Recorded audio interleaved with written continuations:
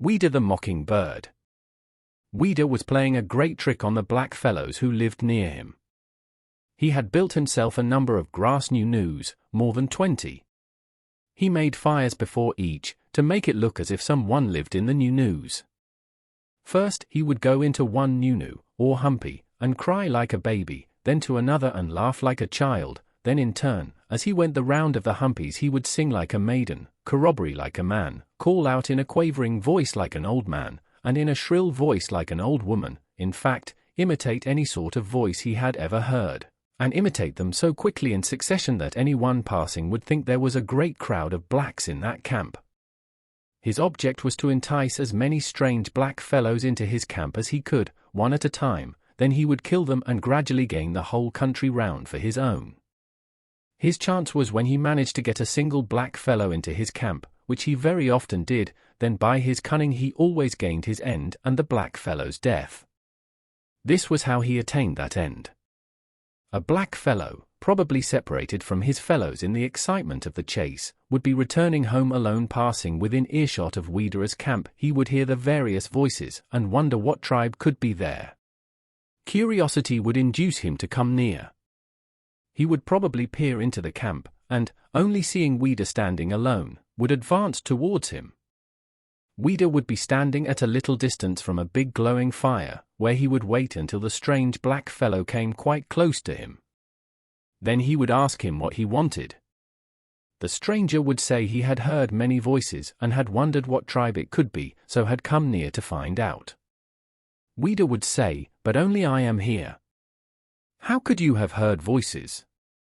"See, look round, I am alone."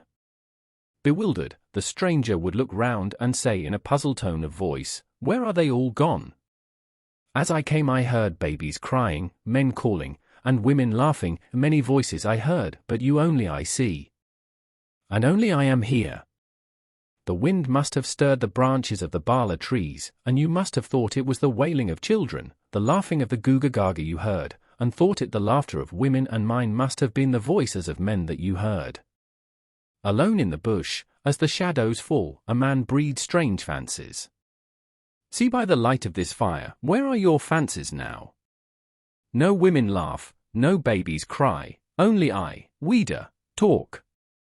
As Weedah was talking he kept edging the stranger towards the fire. When they were quite close to it, he turned swiftly, seized him, and threw him right into the middle of the blaze. This scene was repeated time after time, until at last the ranks of the black fellows living round the camp of Weedah began to get thin. Mulyang, the eagle hawk, determined to fathom the mystery, for as yet the black fellows had no clue as to how or where their friends had disappeared. Mulyang, when Weedah, his cousin, returned to his camp no more, made up his mind to get on his track and follow it, until at length he solved the mystery. After following the track of Weedah, as he had chased the kangaroo to where he had slain it, on he followed his homeward trail. Over stony ground he tracked him, and through sand, across plains, and through scrub. At last in a scrub and still on the track of Weedah, he heard the sounds of many voices, babies crying, women singing, men talking. Peering through the bush, finding the track took him nearer the spot whence came the sounds, he saw the grass humpies. "Who can these be?" he thought. The track led him right into the camp, where alone Weedah was to be seen. Mulyang advanced towards him and asked where were the people whose voices he had heard as he came through the bush. Weedah said, "How can I tell you? I know of no people, I live alone." "But," said Mulyang, the eagle hawk, "I heard babies crying, women laughing, and men talking, not one but many. And I alone am here. Ask of your cars what trick they played you, or perhaps your eyes fail you now.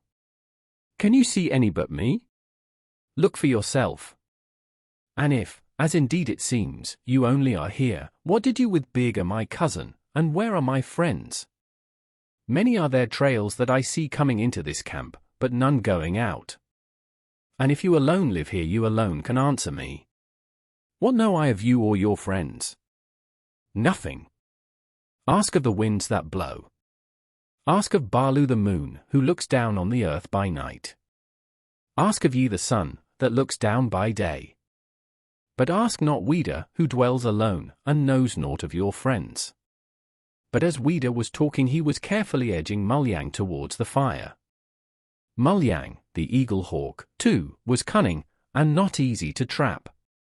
He saw a blazing fire in front of him, Lai saw the track of his friend behind him, he saw Weedah was edging him towards the fire, and it came to him in a moment the thought that if the fire could speak, well could it tell where were his friends.